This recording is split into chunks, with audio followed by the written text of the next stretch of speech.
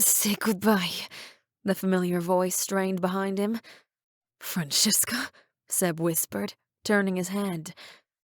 The grip around his neck loosened slightly. A headbutt from behind forced his vision ahead. What did you call me? She asked, pulling his arm back farther. Oh, Francesca, Seb groaned. You sound like someone I knew. Annie raced forward, screaming as she raised her weapon. Don't you dare hurt him! I'll fucking kill you! Do as I say, and you live. Now move.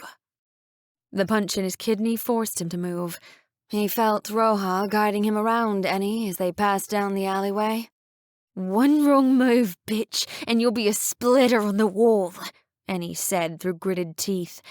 Her machine gun barrels rotated, just waiting for the top of her trigger. You better calm your dog, Roja said, her voice sounding more familiar by the second. Annie, calm down, Seb said. She's not gonna hurt me. She knows she's dead if she does.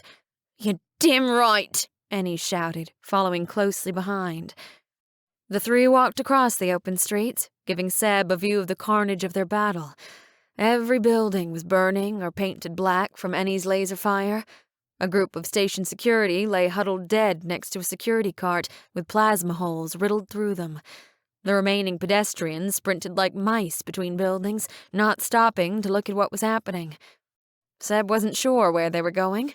They were out in the open with no cover, but based on their direction, all that was behind them was the outpost's wall.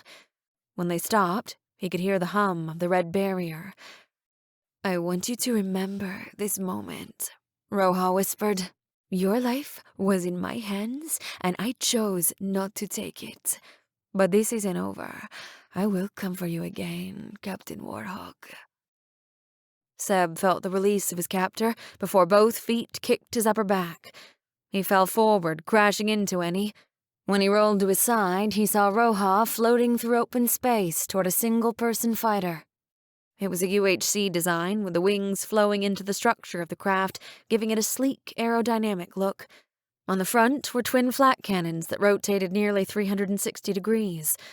Once she reached the cockpit, she climbed in and shut the canopy. The fighter turned and blasted off into open space. The flicker of the FTL jump allowed Seb a sigh of relief. He slumped to the ground and opened his team's comm. Did Sister Misha and Dr. Frost make it back to the ship okay? Frost is upstairs in a cabin, Nala said calmly. I gave him something to settle him down. He was an erratic mess and wouldn't stop shouting. How are you two? Seb looked at Annie and she gave a thumbs up. We're a little bruised, but nothing we need the tank for. Maybe something for the pain. And the Huntress? She escaped, but hopefully won't be a problem for a while. Annie and I gave her one hell of a beating. Well, get back to the ship as soon as you can, so I can take a look at both of you for injuries. Yeah, we're just catching our breath. Be there in a minute. Seb pushed himself to his feet before extending a hand to Annie. She happily accepted, and he yanked her to her feet. As the two stood and looked at the burning structures, Annie looked up at him. 2 questions. 1, do you think they're going to pin all of this on us? And 2, if they do, how much do you think an outpost costs? As one shop crumbled under its own weight, Seb shrugged. I'm not sure. I guess we'll find out eventually. On the total, though, maybe a couple million. That's what I was thinking, too.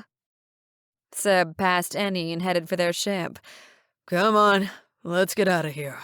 We've already lost enough money for one day.